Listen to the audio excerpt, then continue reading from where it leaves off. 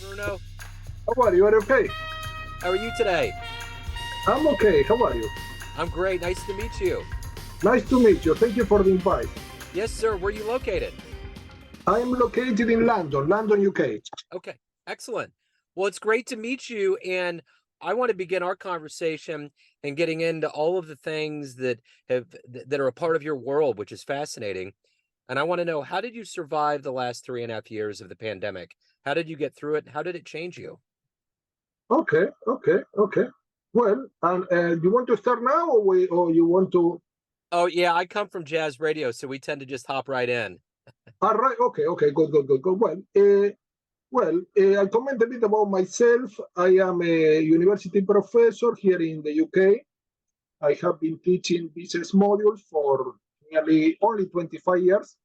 Also a consultant in business topics. I'm a writer too. I wrote a couple of books.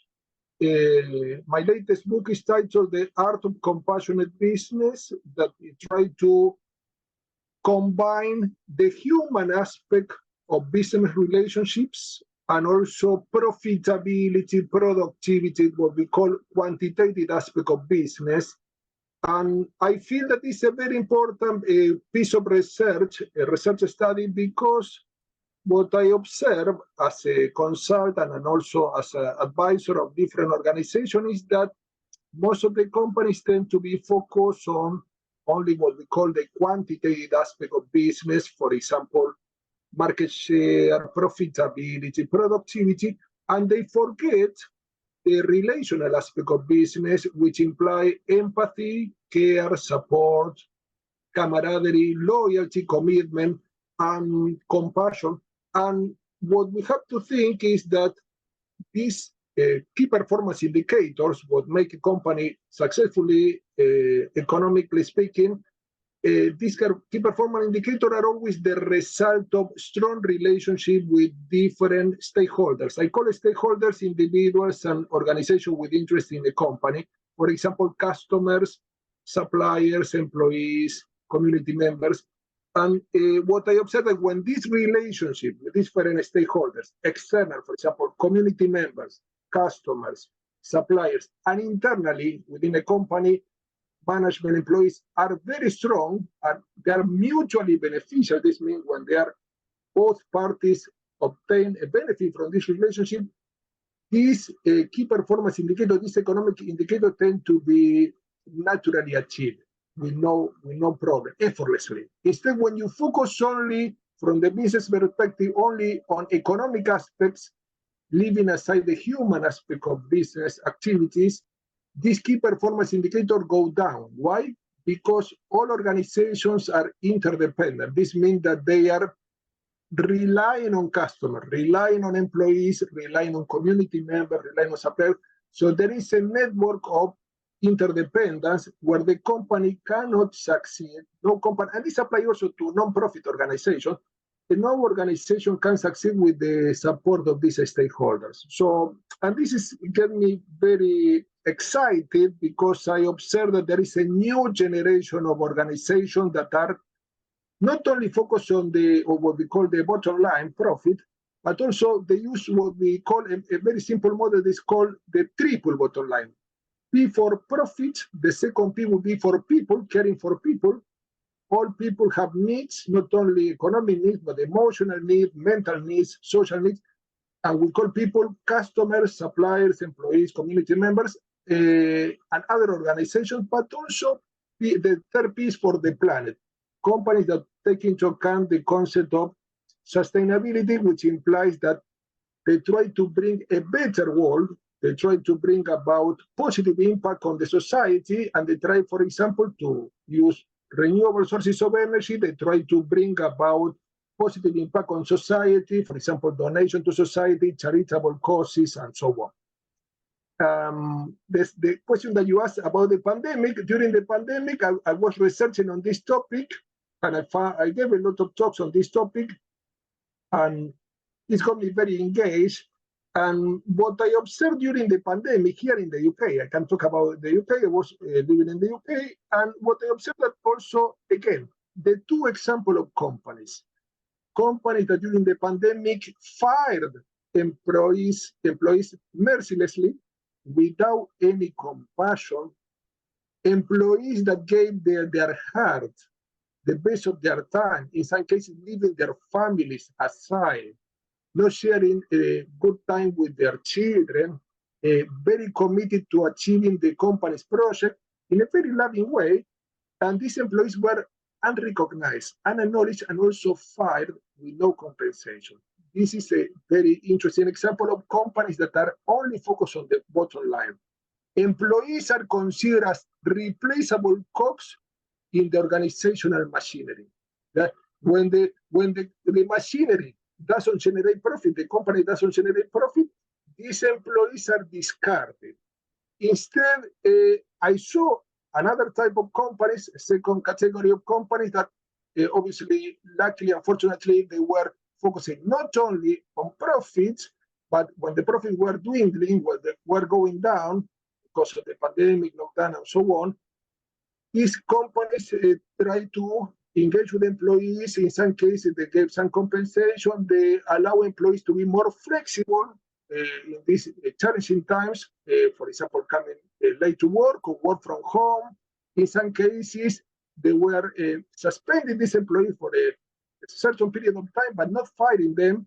And in the case that the company had to fire this employee, many of the companies were looking for other job opportunity for these employees. They didn't want to leave these employees stranded in the street with no job, but they were helping these employees to get other job opportunities in the same sector or in other sectors where the employees' skills were transferable.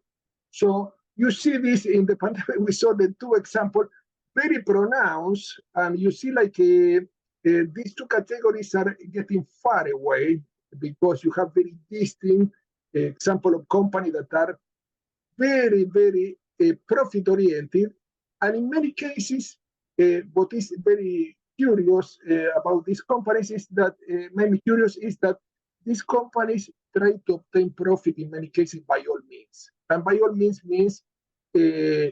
performing unethical activities. For example, deceiving customers, ripping off customers, or for example, exploiting employees, or polluting the environment. And this is the extreme of this spectrum where the companies are only exclusively oriented to profits, to economic results, and they forget that the most important factor in business and in any type of activity in life is people. So without people, you cannot succeed. We're all interdependent. We're not self-reliant. So in business, this is more evident because you need the support from all these stakeholders. I hope that I summarized this a bit, Yeah. but I get very passionate every time that I talk about this. Yeah, no, I get it. And I love it. Absolutely love it. So I'm curious, there's a lot of things on paper that you do, but I want to boil it down to something a little bit simplified. If I put you in front of a bunch of third graders at career day and one of the kids asks you, what do you do for a living? How do you answer that child? Okay, well, I'm teaching. I think that I'm a natural teacher. So a natural teacher, but teacher from the wider perspective. I'm teaching not only to students, but also training companies and also, well, organizing workshops, delivering talks worldwide. I like to research on topics that make me curious. I'm very inquisitive. And when I like a topic, I like to go deeper. And then when I have some insight, I like to share. I don't like to keep the insight for myself. For the reason I like to write books or write some paper or business reports because I like to share. What took me time to discover and to have a realization, I want to share as widely as possible. I want to disseminate this knowledge. But also, I like to look for different perspectives of the topic. So, for example, I'll give you an example. If we talk about, for example, employees in a company, I don't want to analyze employees only as their economic contribution to the company. I want to analyze employees from the emotional perspective. So my analysis is generally multidimensional, different dimensions, different perspectives. I want to analyze the employee from the social perspective. I want to analyze the employee from the mental perspective, how the employee can be mentally stimulated with new activities, working in different departments. I like to analyze the employee from a much more environmental perspective, how the employee relate to the environment. Is this employee act in an environmentally friendly way or not. So I feel that our complex society prompts us to analyze things only from one dimension, one perspective. And there are always many perspectives: economic perspective, social perspective, emotional perspective, mental perspective. So to summarize, yes, I'm a natural teacher. I have been teaching for nearly 30 years now in different levels. And now I'm teaching a master level and undergraduate level, but also training companies also for the same time.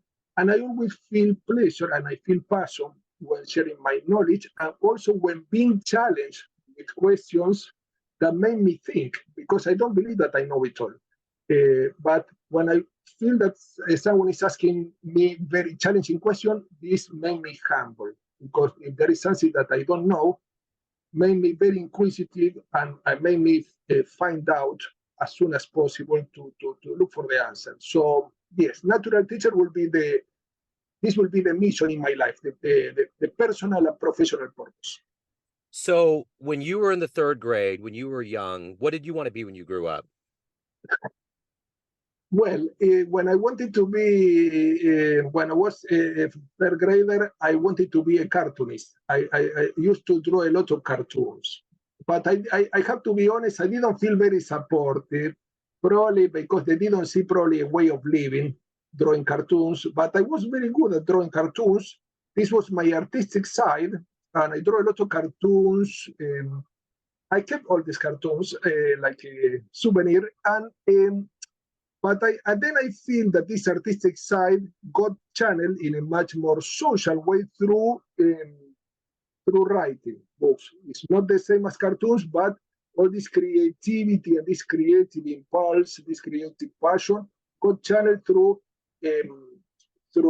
writing, and writing about things that many authors don't talk about. For example, my latest book talk about topics that most of the business authors don't talk about. For example, some topics that I mentioned there are forgiveness and business, or playfulness and business. So these are, or generosity and business. So these are topics that are not the most best-selling topics, but I feel that there are topics that are unexplored, and there is always an opportunity for obtaining creative insight.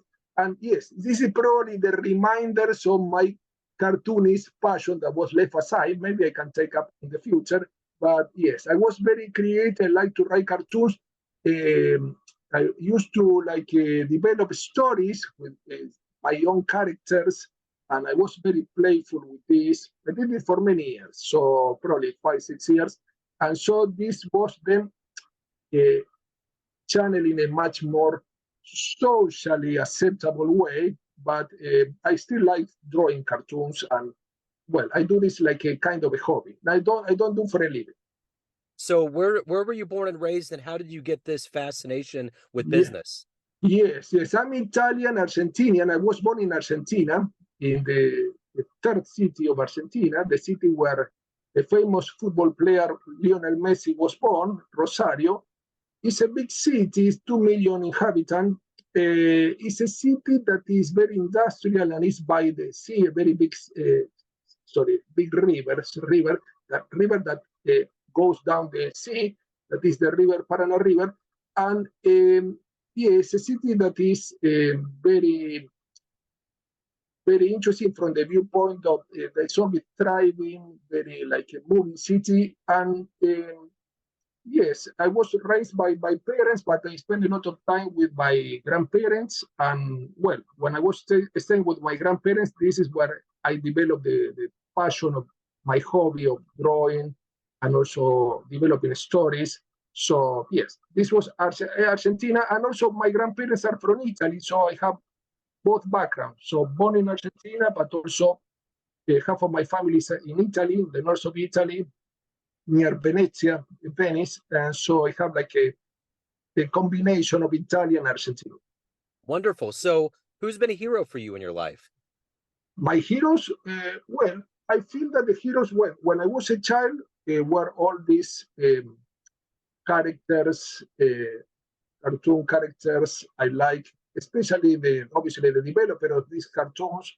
for example, Walt Disney or any cartoonist that was very popular. But then over time, the most important heroes, if we can call heroes from the wider perspective, were writers. Writers, books that I read that enlightened my path in life and also open avenues that I haven't thought about exploring. Yes, I will say now that my mentors or heroes are writers that I respect a lot, like Stephen Covey and others, that I like to read and reread. So books that I have read probably 10 years ago, I like to continue reading and rereading to get new insights. Even the book is very, I consider like a very living thing. I always, when I reread them, I obtain new insight into this book. So, of all the businesses in the world today, what's the business model or CEO or framework that you admire the most? Well, the framework, well, I can give you an example of organizations that are the one that I admire. For example, the Body Shop is an organization that develop cosmetic products. And this organization is probably one of the most complete ones from the human perspective. Why? Because first off, they care for customers. Why? Because they offer products that are very natural. They are natural, they don't include any uh, toxic ingredient, they don't include any chemicals, so natural. And we call these organic products. They don't have any pollutants, not only to people, but also to the environment. So they are very environmentally friendly and customer friendly. But also this company, because they are very socially oriented, what they do also, they develop what we call fair trade agreements with suppliers. I give you an example. This company buy for components of the cosmetic products called shea butter. And shea butter is coming from Ghana, the country, the African country. And this shea butter is bought from communities of women in Ghana that are developing this shea butter in a very artisanal way. And these women that are the supplier of shea butter are paid a fair price. This means that the body shop is paid a fair price to these women, and these women with this uh, income, they can sustain their family. So this means that the body shop purposefully is supporting local communities of countries that are not so well developed, like in the case of Ghana. So, and also in the case of the body shop also, they allow employees to have also an inclusive workplace. So this is important. It's not only the only example, the body shop, but they are developing a very inclusive uh, workplace, work environment where employees can support each other. So what I observe in this business model is that these companies supporting each of the stakeholders, employees, suppliers, customers, the communities, the environment. So this is a nice example, and the company is very profitable and the company has one of the best brand images in the world. But also what is curious about this company is that when this company started, this was started by a woman called Anita Roddick. This woman was one of a kind, and one considered that she had a revolutionary approach in business because when she started with this cosmetic company in her house, a very little scale, most of the cosmetic companies were also testing the cosmetic products on animals. So this meant what we call animal cruelty. And she believed that the cosmetic products shouldn't be tested on animals. So this means that she wanted to develop a company that became big and famous and successful, but also that bring about well-being for animals. This means without any animal cruelty.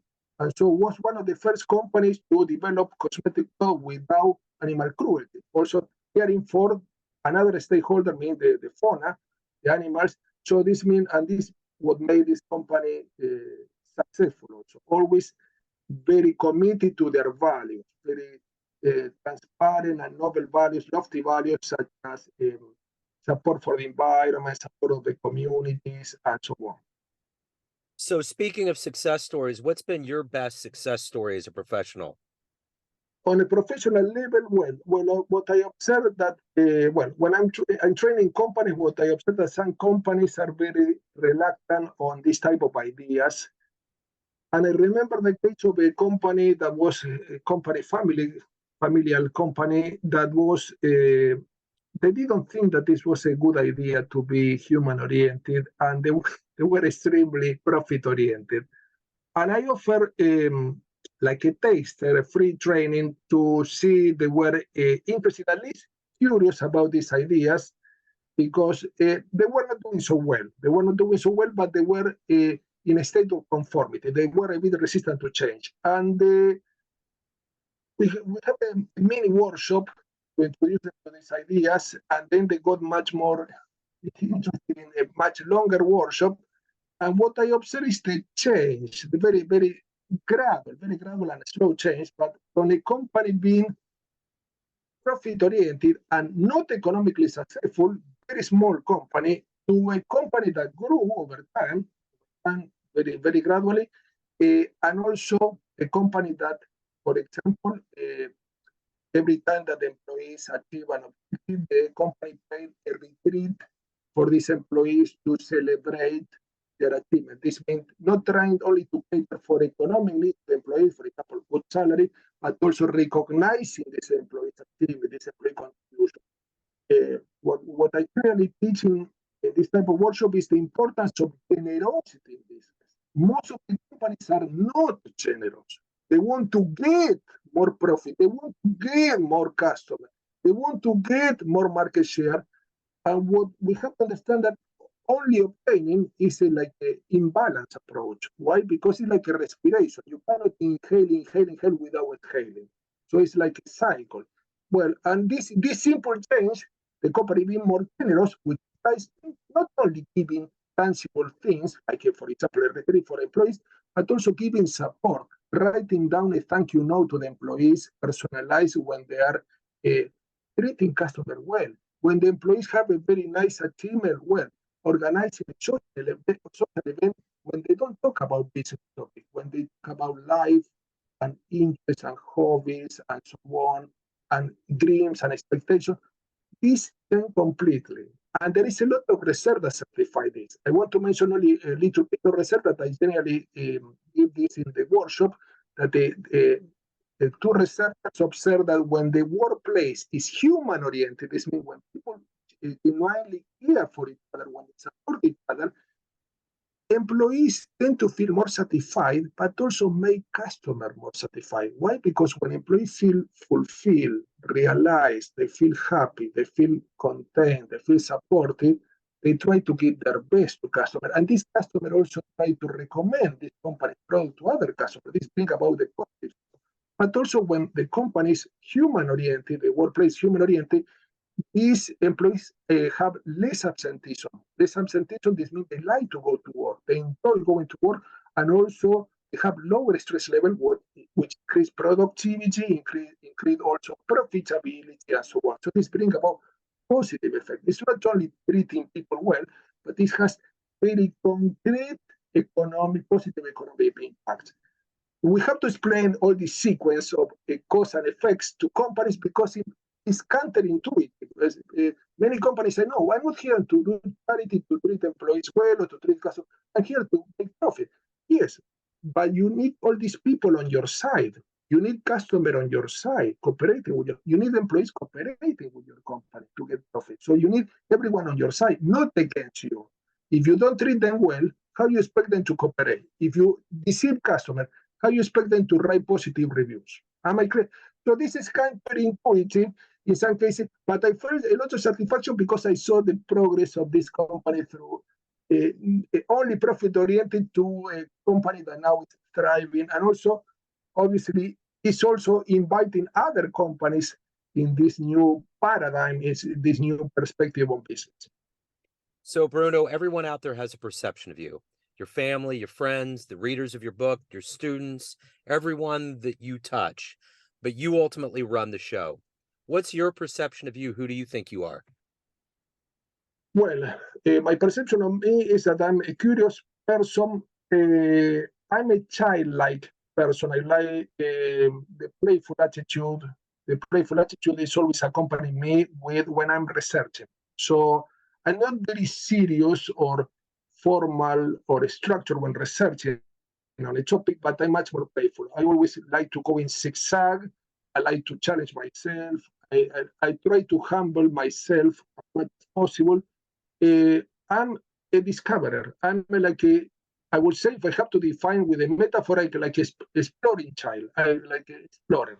I used to be a Boy Scout, and I feel that I have still the spirit of a Boy Scout, exploring, exploring the world, exploring different knowledge, exploring things that are considered non-traditional or topics that people don't talk too much about, like, for example, playfulness and business. And I like to challenge this assumption, my own assumptions, but also people's assumption. I feel like a kind of playful. I feel that playfulness and being playful is a very important principle and value that many people leave aside, and they believe that it's only related to childhood. And I feel that adult people can be playful and can be professional at the same time. So, Bruno, if anyone wants to pick up the art of compassionate business, hire you, learn more about you, reach out to you, how can they do that?